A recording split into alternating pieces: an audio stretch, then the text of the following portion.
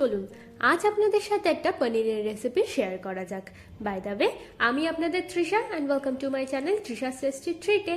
আর আজকে আমি বানাচ্ছি পনির স্যাটে। বিয়ে বাড়িতে গেলে কিন্তু আমরা এই পনির স্যাটে খেতে খুবই ভালোবাসি। তাহলে চলুন শুরু করা যাক।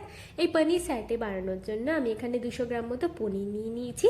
এবার পনিরটাকে আমরা চৌকো চৌকো করে কেটে নেব। আপনারা কিন্তু আপনাদের পছন্দের যে কোনো আকার দিতে পারেন। দেখুন আমাদের পনিরটা কিন্তু ভালো করে কাটা হয়ে গেছে।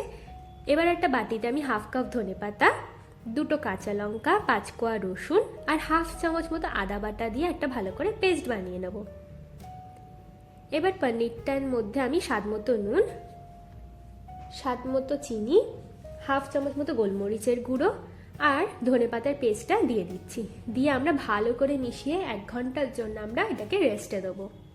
ততক্ষণ চলুন পনির স্যাটের ব্যাটারটা বানিয়ে নেওয়া যাক। ব্যাটারটা বানানোর জন্য বোলের মধ্যে আমি একটা ডিম নিয়ে নিচ্ছি।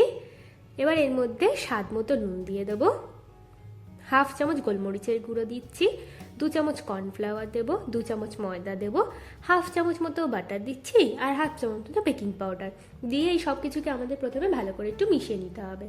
দিয়ে অল্প এবার একটু এর মধ্যে ঠান্ডা জল দিয়ে ভালো করে মিশিয়ে নিলেই কিন্তু আমাদের ব্যাটারটা একদম রেডি। এবার একটা প্লেটের মধ্যে আমি একদিকে পনির নিয়ে নিয়েছি, একদিকে পেঁয়াজটাকে চৌকো করে কেটে নিয়েছি, একদিকে নিয়েছি চৌকো করে কেটে নেওয়া রেড বেল পেপার আর অল্প কটা টুথপিক। এবার প্রথমে টুথপিকটা নিচ্ছি, নিয়ে প্রথমে আমি একটা পেঁয়াজকে এইভাবে গেঁথে নেব। এবার আমি একটা রেড বেল পেপার নেব, নিয়ে রেড বেল পেপারটাকে এইভাবে গেঁথে নিচ্ছি। আমি এখানে রেড বেল পেপার ইউজ করেছি, আপনারা কিন্তু আপনাদের পছন্দের যে কোনো কালারের বেল পেপার ইউজ করতে পারেন।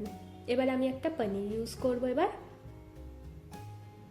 তারপর আমি আবার একটা বেল পেপার দিচ্ছি আর লাস্টে আমি আবার একটা পেঁয়াজ দিয়ে দেবো। দেখুন আমাদের একটা পনির একদম রেডি। এইভাবে আমি প্রত্যেকটা পনির রেডি করে নেব। চলুন এবার ফ্রাই করা যাক এগুলোকে। তেল গরম করে ব্যাটারের মধ্যে পনিরের স্যাটেগুলো ডুবিয়ে এইভাবে ভেজে নেব। দেখুন এইভাবে উল্টে পাল্টে ভালো করে ভেজে নেব।